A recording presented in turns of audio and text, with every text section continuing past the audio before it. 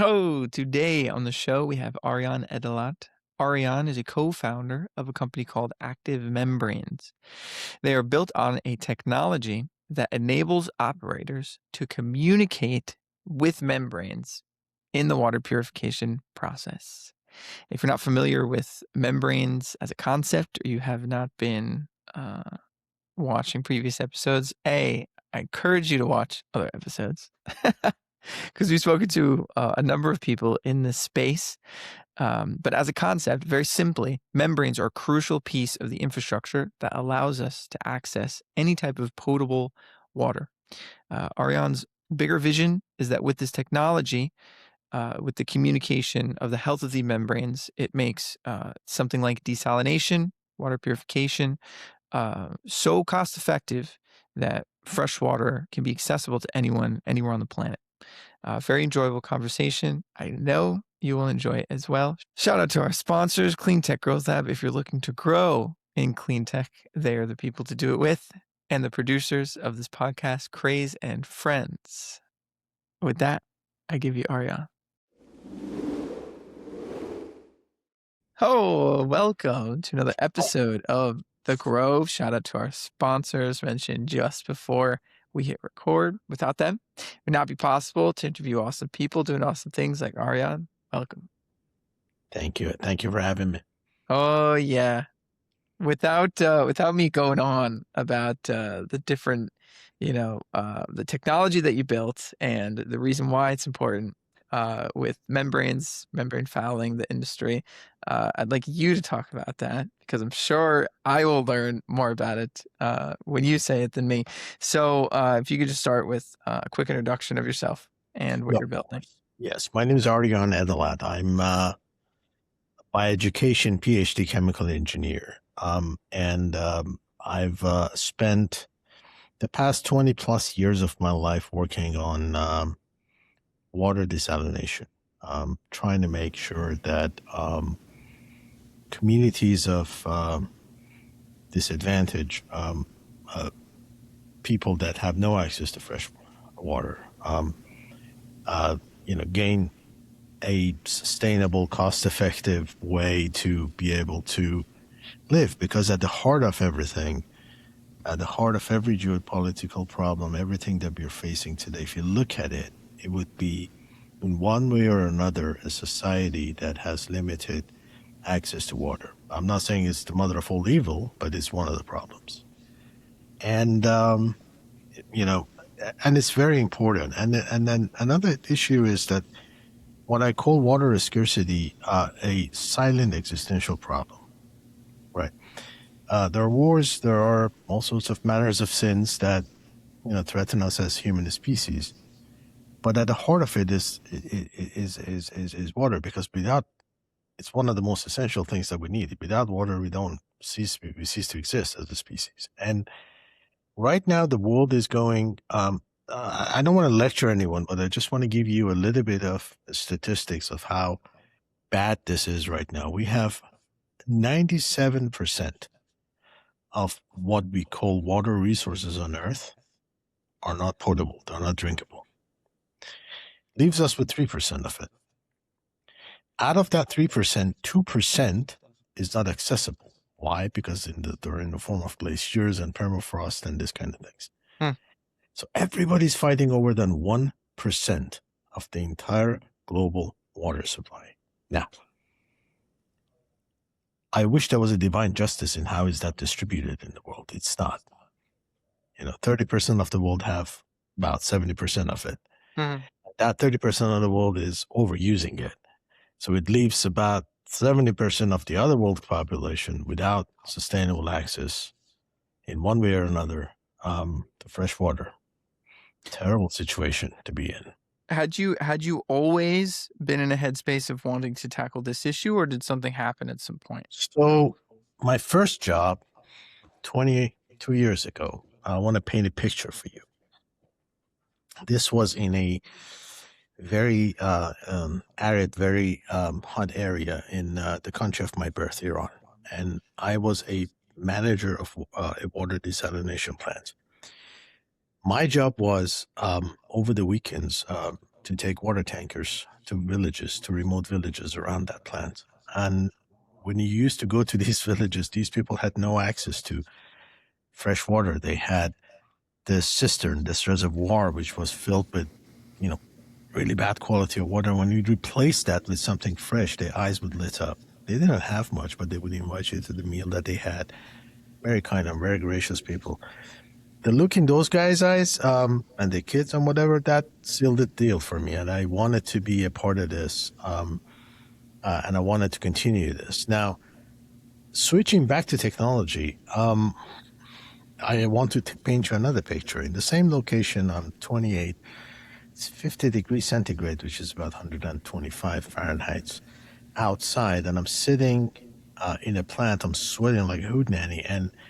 And there are operators, like they're sweating worse than me. They're trying to maintain a membrane, which is the heart of a desalination plant. It is the advanced filter that desalinates water. And I'm sitting there and I'm thinking, okay, well, this membrane is a consumable. It's a dumb plastic, essentially. You give it good water, it does well. If you give it bad water, for whatever reason, it doesn't do well. It's an unintelligent medium. And the thought initiated in my head that what if we could talk to these membranes? What if this membrane could talk back to us in real time?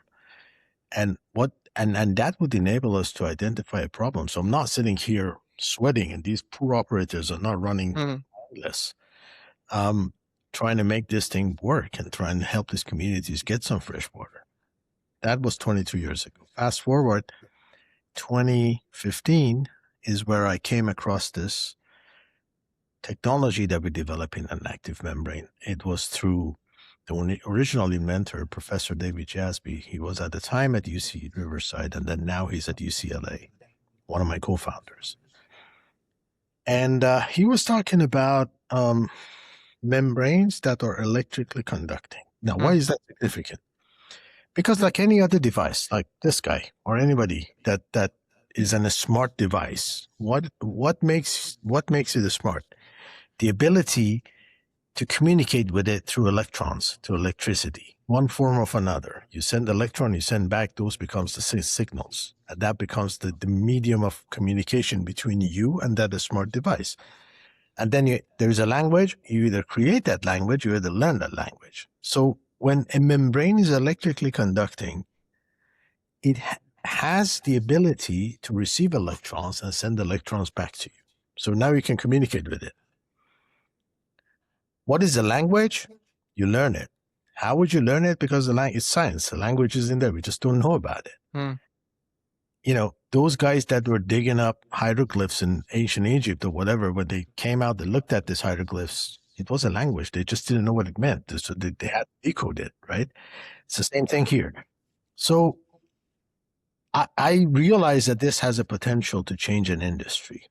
And fast forward another few years, back in 2022, we had some money from another venture, and we wanted to invest it in something that is good and aligned with what we're trying to do.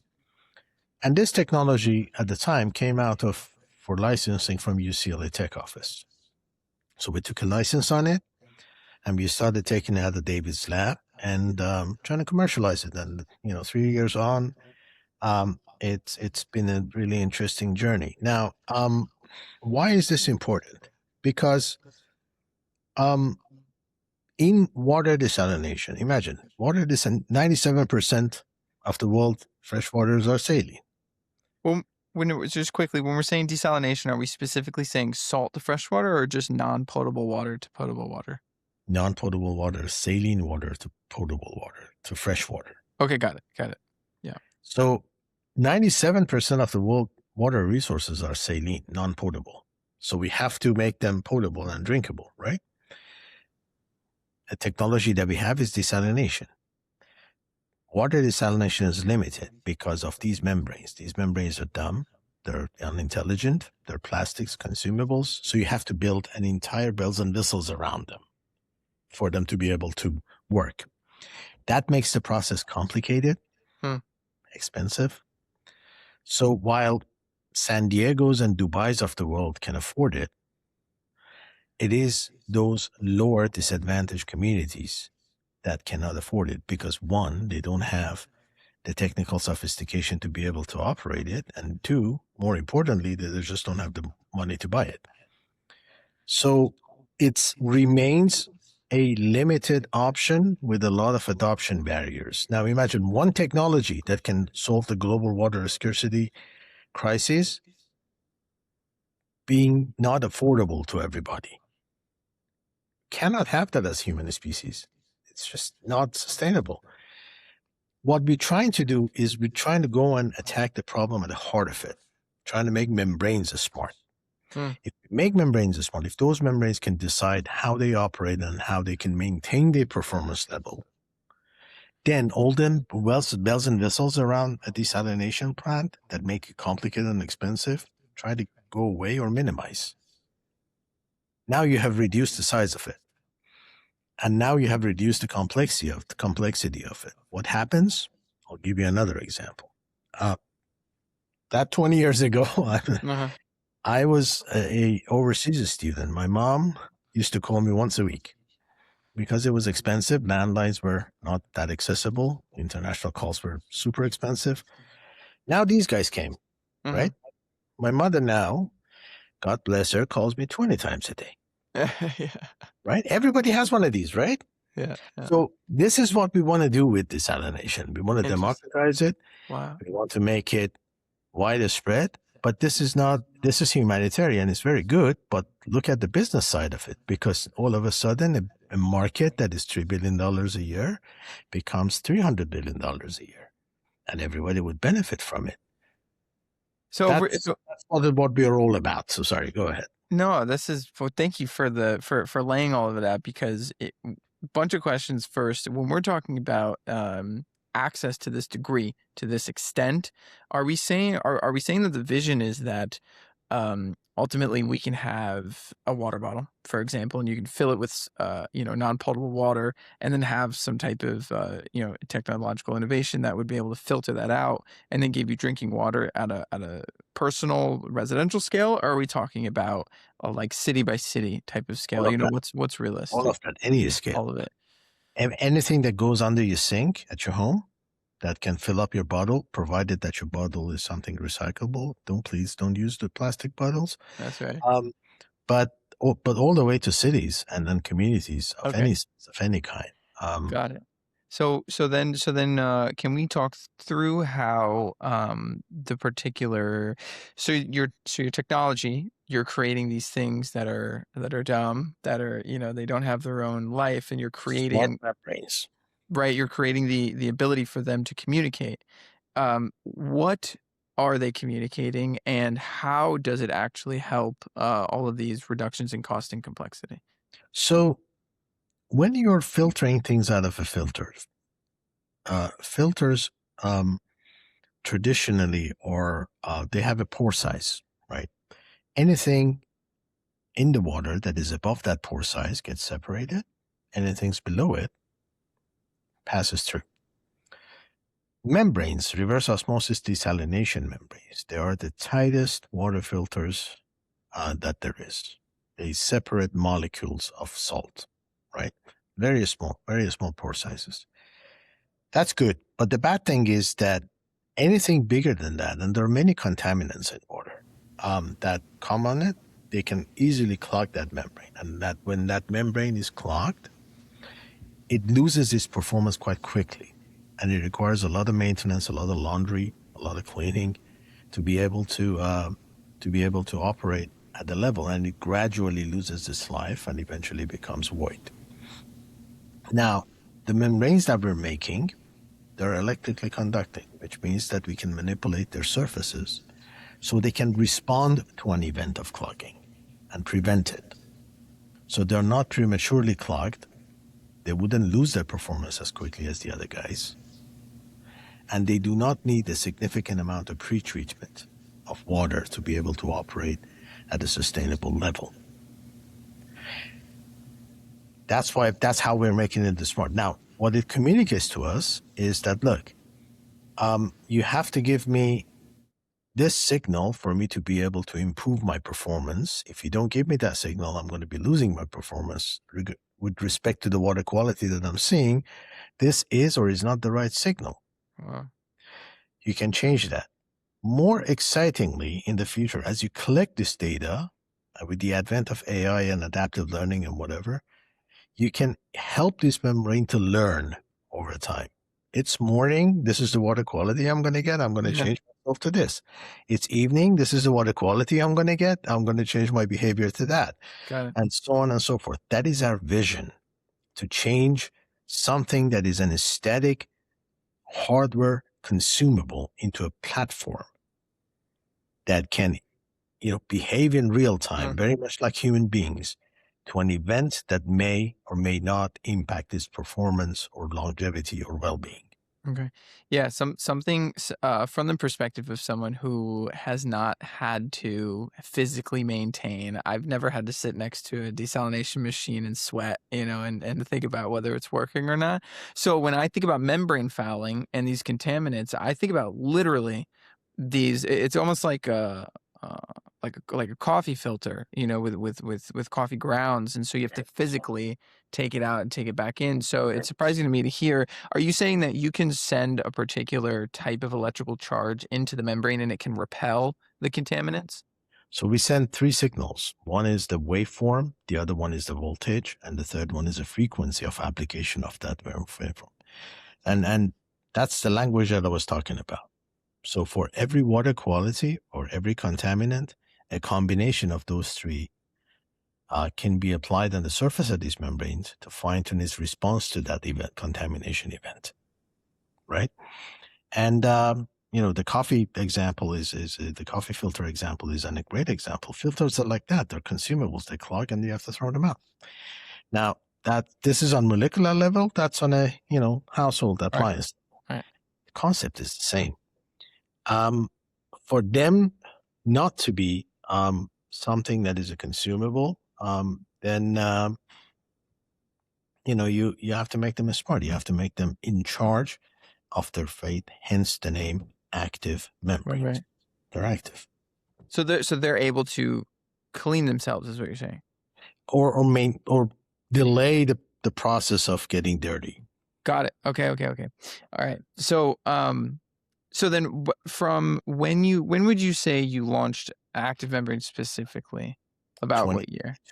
2022. So how has, in the course of growing the business, how has the technology evolved? fully scaled up right now. From Has it a point, changed fundamentally, or is it kind of the not same? fundamentally.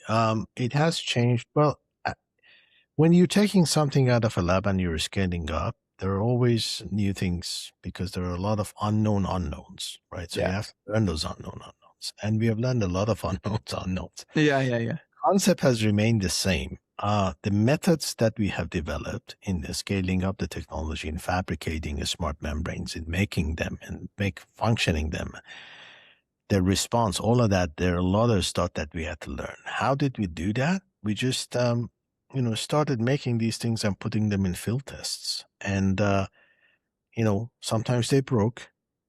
Uh, Always when something breaks, you learn more about it than when it works.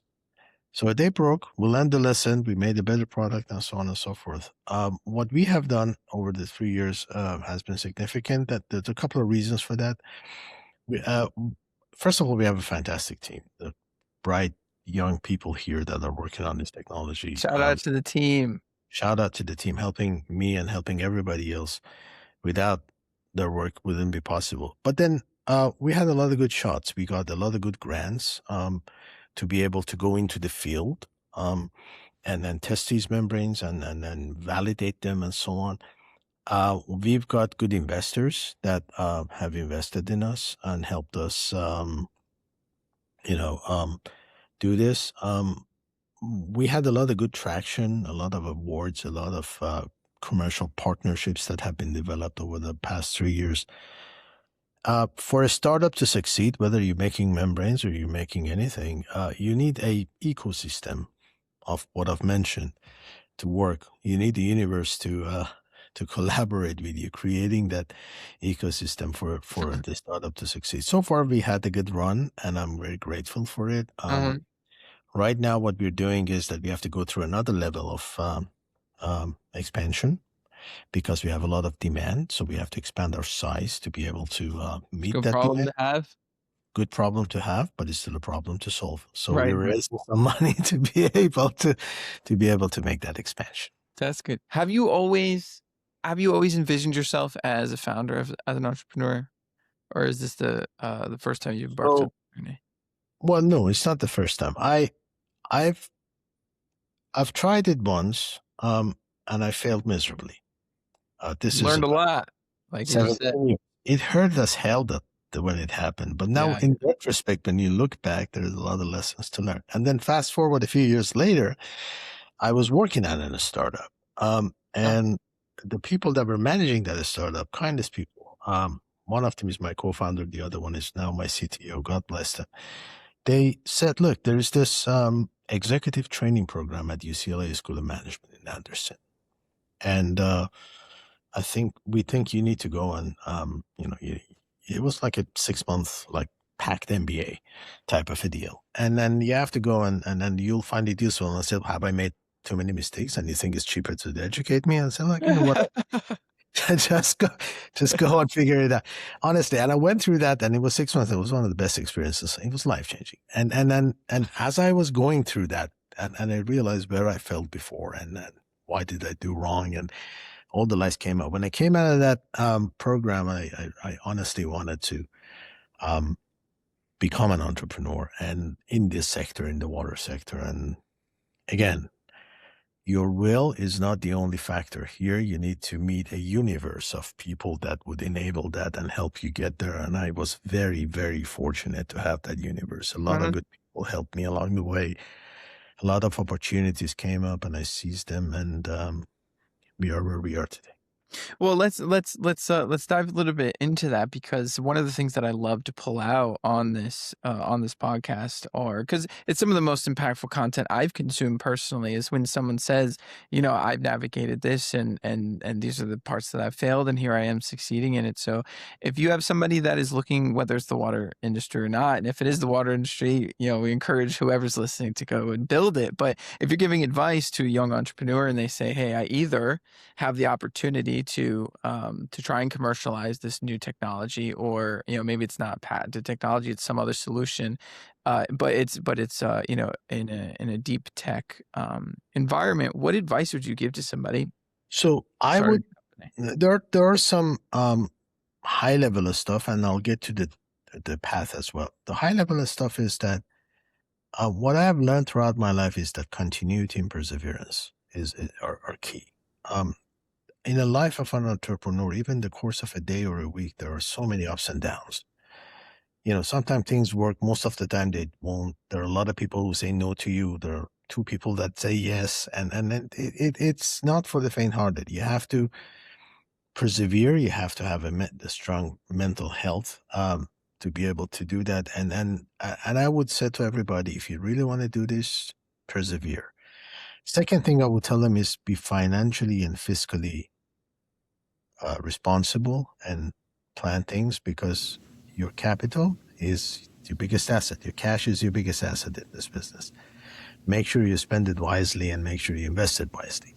Well, the third thing is that when we started Active Membrane, there are many things that you can benefit from. There are government grants, there are funds that are available out there. There are early stage investors, angel investors that are out there that you can go do and raise money and take this to the next level. Raise as much as money as you need, nothing more, nothing less. Be very capital efficient, and then dig into this. We live in a world and we live in a country that all of those resources are widely available, even on a state or federal level. That's very fortunate. Not many parts of the world have that.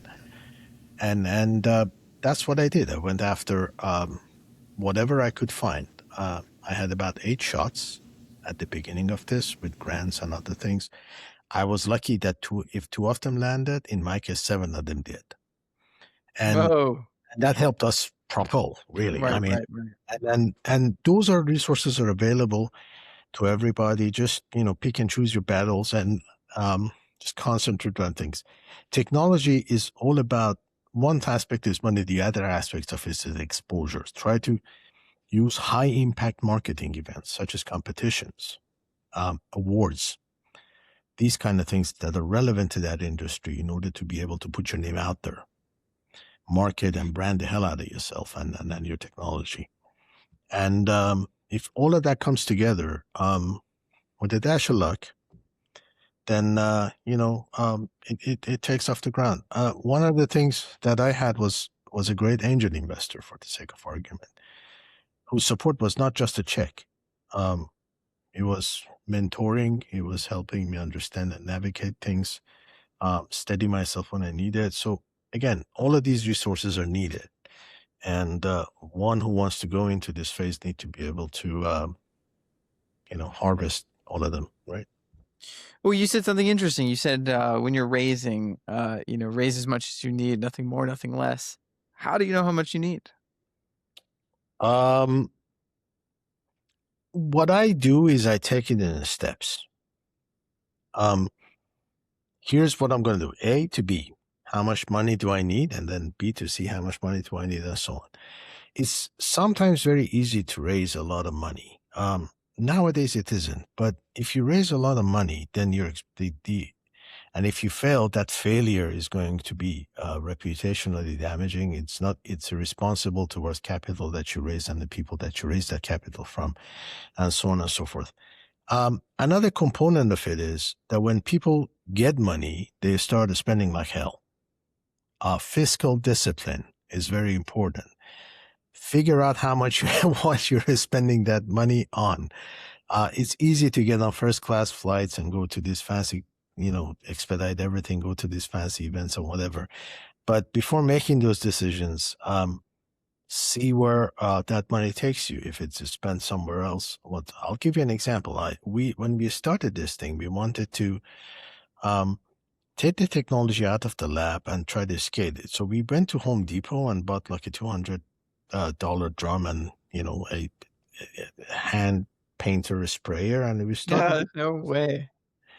And it cost us $200-300, but it gave us so many lessons, and I have pictures of it.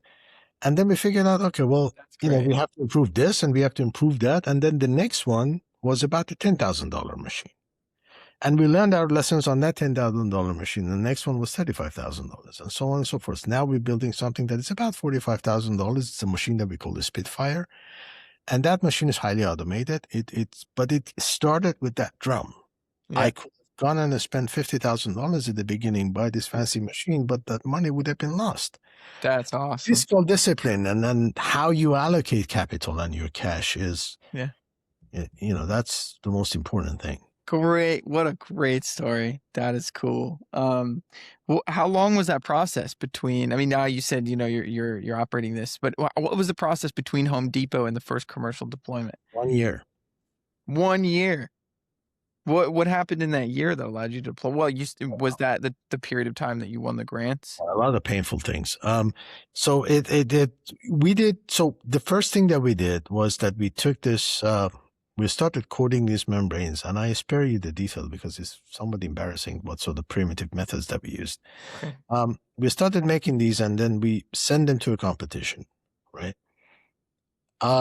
They worked-ish, and we managed to become runner-up because we made a lot of things in that competition. That gave us some money. That money was then reinvested in trying to figure out the next method for us to be able to make these membranes better. So the next version we made was this drum. And then after this drum, we tested those membranes again in the field, and we realized, well, we can change this and we can change that and so on and so forth. And it was about the process of 1 to 2 years before we actually were in a place that we thought that we really scaled up the process and we made it as good as we could. But it was done in a very capital efficient manner and very careful. There is no one recipe and prescription for any industry. In this case, we managed to figure it out. But always thinking about things is far more difficult than doing them. When you do them, you learn, you fail, you learn again, you Mhm. stand up. That's why I'm saying continuity and perseverance is very important as well. And yeah. So what are the other just last question about the technology pieces. Are there other approaches to accomplish what you're doing? There's nothing like this out there. Cool. Nothing like So this. It's the first of its kind that it has been scaled up to this level. got it. And are they going to figure it out? Maybe, but at some point. But there's in this industry, there's nothing like that. We are pioneers of making the smart membranes. Awesome. So then with that, where are we going? We mentioned, well, you mentioned at the beginning, the vision, which is to have desalination available at the cost and the simplicity of a single individual being able to take advantage of it. Yeah. How do you, just give me a little bit more detail about how you see that happening? So passive membranes, consumable membranes, have dominated the past 50 years of desalination. What we like to do with this technology is to dominate the next 50. For us to be able to do that, we have to increase our installation base. We have to make sure that these are out there operating. We have created a very healthy commercial pipeline of high flyers, people that operate big desalination plants and smaller desalination plants. And we're working with them to field pilot the technology at their installations and eventually convince them, if they see the key performance indicators that we promised them to see, to adapt the technology. And as long as we adopt it, then we want to make sure that every desalination plant, existing or future desalination plant, in one way or another, has this platform in it. Got it. And so that's a scale of, I mean, are we talking like, well, 1 year, 2 years as far as like So deployment and we have a 3-year scale-up plan in terms of increasing our production capacity.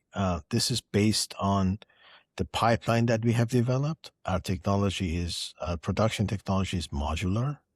So it's very helpful for us to be able to deploy this technology as our demand grows. We have again, the 3-year plan, and each year that we have to increase got it. this capacity and so on and so forth. And if that demand outgrows, that plan, then we have to expand further, and we have to raise more money and expand further. But that's what our plan is so far. Got it. Well, two questions that I love to ask everybody. And you had mentioned a problem earlier, and it was a good problem, still a problem to solve. But I'm curious for you, growing the company right now, what is the biggest hurdle, and how is it also an opportunity? So, as a founder, you tend to do a lot of things at the very earliest stages of a startup. You clean the windows, you manage the finances, you do the operations, you do whatever you can. You clean the windows because the members are cleaning themselves. So Right. that's it. Uh, as a founder, eventually it comes to a point at the life of a startup where the CEO founder Mhm. becomes the biggest impediment, because so you have to, as a CEO, have to learn to delegate. You have to learn to enable people, and do that. I'm still figuring that out. That's one of the things that I'm personally figuring that out. Uh, f- Funding and finding the right investors who understand what you're doing, whose visions are aligned, whose values are aligned with the organization that one is trying to build, is also very challenging. And it's you approach too many people. Let's say you make 500 pitches with an opportunity of one or two of them land, right? So it's very demoralizing when you see a lot of no's. Um, Maintaining composure and zooming out and maintaining the big picture and maintaining focus is very important. It's a challenge, not easy. Sometimes I have, even at this stage, you have days that are pretty good, days that are pretty bad. Making sure that you have an overall mental composure is very important. And those are the things that have been most challenging for me. And I'm still figuring it out. I'm not, but you'll get there. You'll learn as a human being. Yes, you will. Okay. Absolutely. Yeah. Well, I appreciate you bringing those parts up because I feel like there's a lot of opportunity to speak about technology this, technically data of customers, but when it comes to building a company, and you mentioned a few times, it's a lot about what happens up here. And so I appreciate you highlighting that because anytime that gets mentioned, it's important. So with all this work to be done, Ariane, I'm curious what inspires you.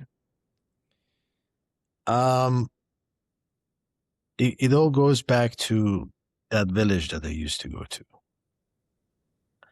because those are the people who need it. And our job as technologists are eventually, I love to make money, don't get me wrong, I'm a capitalist, but there are a lot easier way to make money. And as a technologist, what we have to do, whatever we have to do, the legacy that we leave behind, it has to be a legacy of helping our fellow species and human beings. And that image of those individuals in that remote village in southern Iran, where they see the water tanker on a weekly basis and their eyes lit up, that's what it's all about. When you're in water industry, and I'm hoping that this technology and my team, myself and everybody else that is working on it, leave a legacy that Mm. is putting the smiles on those people's faces. Well, yeah, I mean, easy to be inspired by stories like that. So if anyone else was inspired to follow along or get in contact, what's the best way to do so? Email, LinkedIn, just reach out to me. I'm an easy person to reach. Great. Well, Ariane, thank you. Thank you for your transparency. Thank you for being easy person to reach, easy person to talk to. Thank you for having me. I appreciate it. Every time anybody wants to hear your story is a great opportunity. Thank you for that.